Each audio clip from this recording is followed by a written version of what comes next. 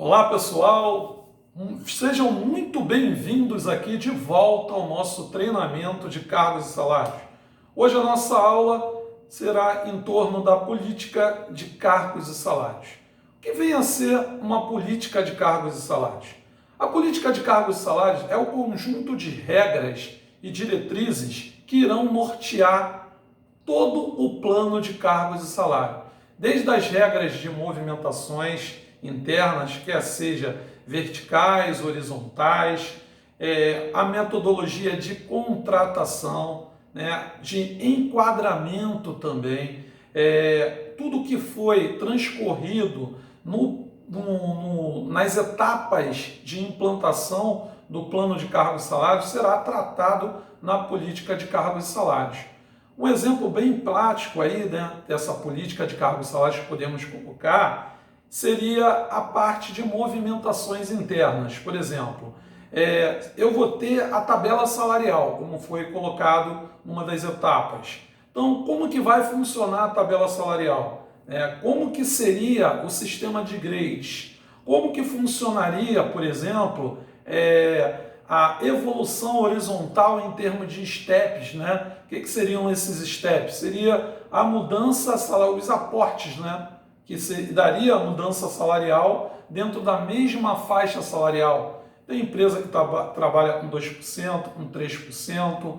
A média aí que a gente encontra, né, pelos projetos que a gente faz, ela varia entre 2% a 6% de evolução por steps. Então, você tem uma ideia aí mais ou menos. Se você tem uma faixa, uma amplitude de 50%, isso lhe daria aí cerca de 10 evoluções por steps, no caso de 5% por evolução. Isso falando a grosso modo, né, gente? Logicamente, existe um cálculo minucioso que você faz, vocês já devem ter observado quando a gente mostrou para vocês na tabela salarial, né, como que se faz a construção, como que se faz a elaboração da tabela salarial. Então, dali você viu que existem evoluções horizontais para que ele consiga, no caso, o colaborador dentro dessa faixa, linkado a um cargo, um determinado cargo, possa mudar, possa aspirar uma faixa superior, onde cresceria em nível. Veja bem que quando eu aumento verticalmente, eu tenho um crescimento de nível na faixa.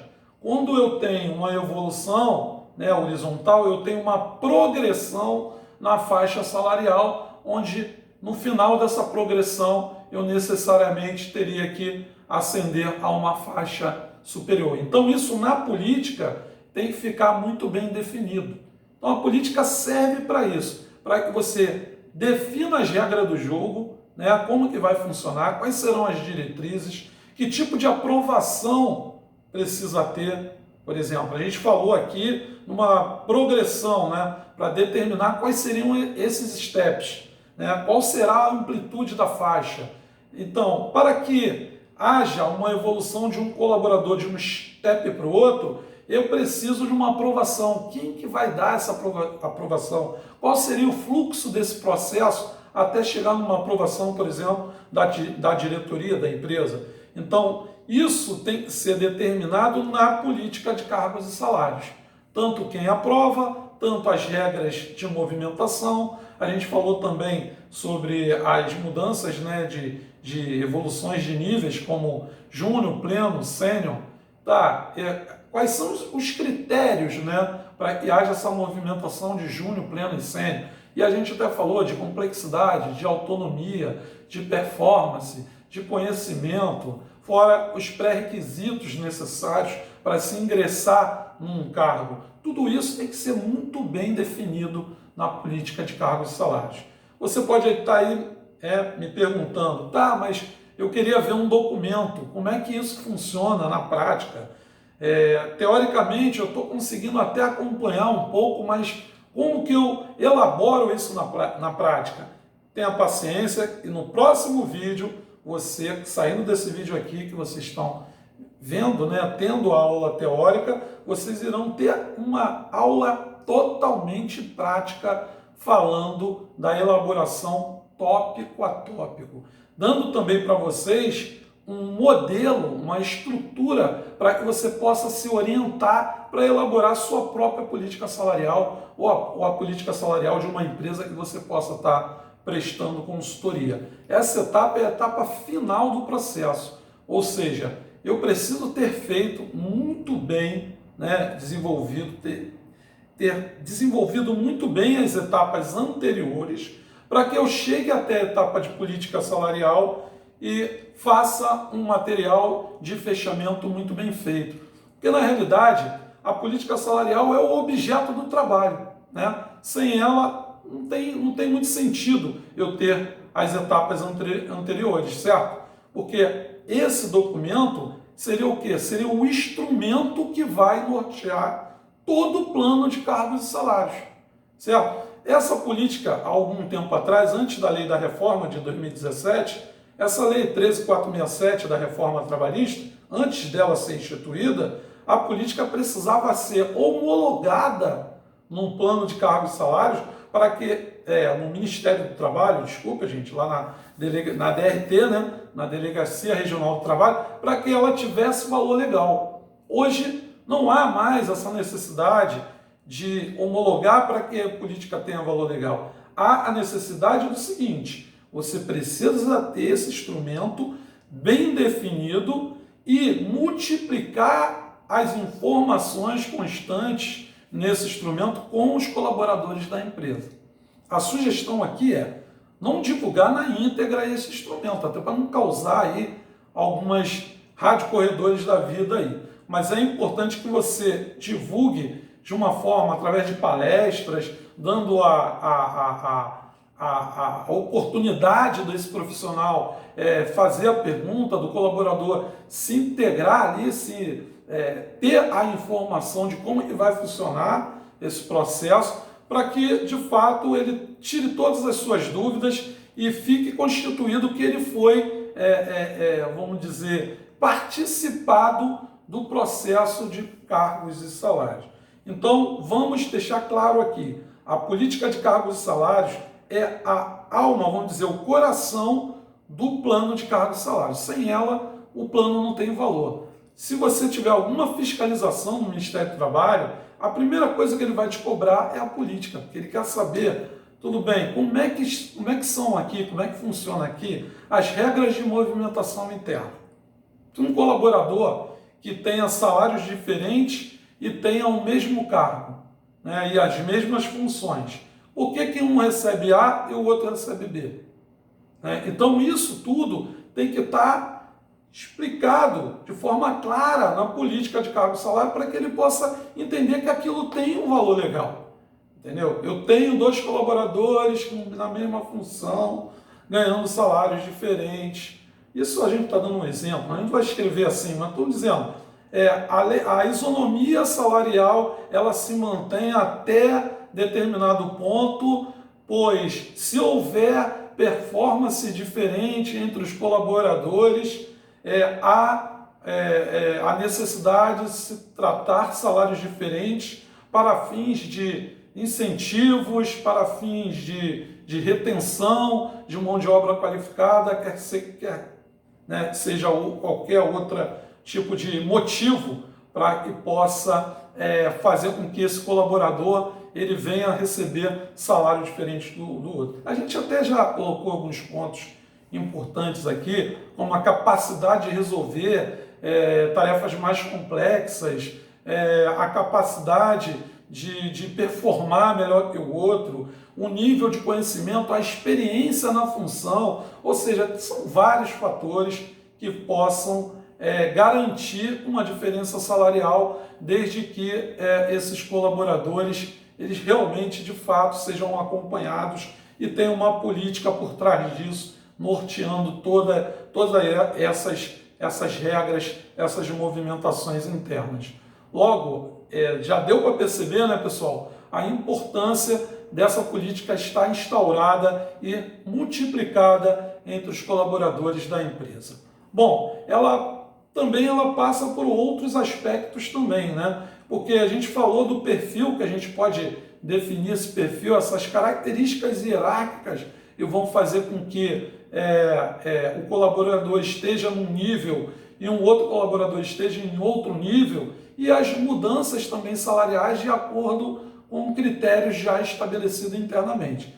Mas é importante saber também as regras de contratação, né? Você contratou um colaborador agora, em que ponto ali da faixa você vai localizá-lo, né? Você colocaria no início da faixa, colocaria numa zona intermediária, no ponto médio da faixa, ou você vai colocar depois do ponto médio? Ou seja, tem casos e tem exceções. Então, até essas exceções, vamos supor que você tenha definido uma regra de, quando eu contratei um profissional, eu estabeleci que eu vou colocar esse profissional no início da faixa, ok?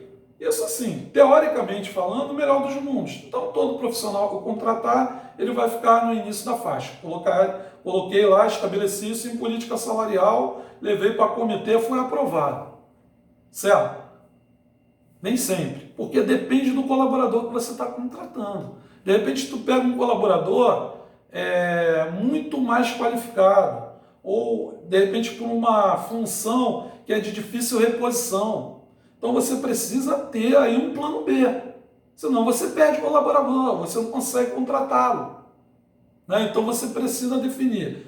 Em casos de exceções, por dificuldade ou de retenção de mão de obra, que você também pode perder colaborador por causa disso, ou de atração de mão de obra qualificada, pode haver situações na qual o colaborador contratado passa a integrar na faixa salarial no ponto médio, por exemplo. Então, tem que ser colocado situações que padrão, né, vamos dizer, e de forma de praxe vai acontecer, mas as exceções também. Então, tudo isso a gente tem que pensar ponto a ponto, etapa por etapa, para poder definir, estabelecer como que isso vai ficar na política de cargos e salários. As regras de enquadramento, ela tem uma outra coisa muito importante também, né, gente? Porque essas regras de enquadramento, ela tem que prever, né, no caso assim, eu estou implantando a política, então, se eu estou implantando a política agora, isso já quer dizer que eu já tive uma pesquisa salarial anterior, né, os resultados dessa pesquisa, e aí como que eu vou fazer para enquadrar os colaboradores depois dessa pesquisa, já que partindo da pesquisa que a gente elabora a tabela salarial. Então, eu tenho a tabela salarial e tenho os colaboradores que precisam integrar essa tabela salarial. Você não pode ter colaborador fora da tabela salarial. Tá? Nesses casos, o que você vai fazer? Vocês estão entendendo? Isso tem que ficar claro também na política. Porque vamos supor que eu tenha steps que vão, faixas que vão de 80% a 120%, como a gente já explicou isso em aulas anteriores. O colaborador que tiver salário que não chega até 80%, ele precisa ser enquadrado. Então, como é que vai ser esse enquadramento? Eu vou enquadrar ele em 80% para ele já estar pelo menos na faixa que ele vai, né, progredir, ou já passo ele direto para o ponto médio da faixa, que é a mediana do mercado de trabalho. Então, isso tudo aí tem que ser conversado. Logicamente, tu tem que eleger um comitê, normalmente o mesmo comitê que trabalhou a avaliação de cargos, vai ser o comitê que vai trabalhar não só essa discussão, né, da política de cargo e salário, como uma validação dessa política de cargo e salário. Então, veja a importância desse documento, né? Não adianta eu ter feito análise de cenário, descrição de cargo, avaliação de cargo, pesquisa salarial, tratamento de pesquisa, tabela salarial. Se eu chego na política, eu não tenho um instrumento bem elaborado no qual vai, né, nortear todo esse processo que eu acabei de citar aqui, etapa por etapa. Logicamente, entrou um cargo novo na empresa. Outro exemplo. O que você vai fazer? Tem que estar definido lá na política que ele vai ter que passar por todas as etapas que um cargo, antes do plano ser implantado, passou. Ele vai ter que ser descrito. Primeiro ele tem que ser aprovado. Depois ele vai ter que ser descrito. Então, é uma série de fatores que precisam ser levados em consideração no momento de você elaborar a política salarial e principalmente no momento de você implantar isso na empresa. Então é isso aí, gente, que a gente tinha para falar sobre política de cargos e salários. Obrigado aí pela presença de todos e muito obrigado por terem concluído o nosso curso, essa é a nossa última aula teórica. Espero que vocês tenham aproveitado bastante esse treinamento. Utilizem todos os vídeos, quantas vezes vocês quiserem. O material está aí para vocês. Vocês vão ter acesso constante aí à nossa plataforma para fazer entrar e ver, assistir quantas vezes vocês quiserem um vídeo. E a partir daí vocês elaborarem, simularem com os materiais didáticos também que a gente passou para vocês, com os exercícios, para que vocês venham de fato absorver o que foi passado aqui, tanto na teoria quanto na prática. Tá? Eu aproveito a oportunidade aí agora para vocês, gente, para que vocês se inscrevam no nosso canal do YouTube. É muito importante porque lá a gente vai estar colocando para vocês, já temos vários vídeos lá em relação a isso, várias dicas ainda sobre a área de remuneração, o que pintar de atualização no mercado, a gente está sempre atento, pessoal.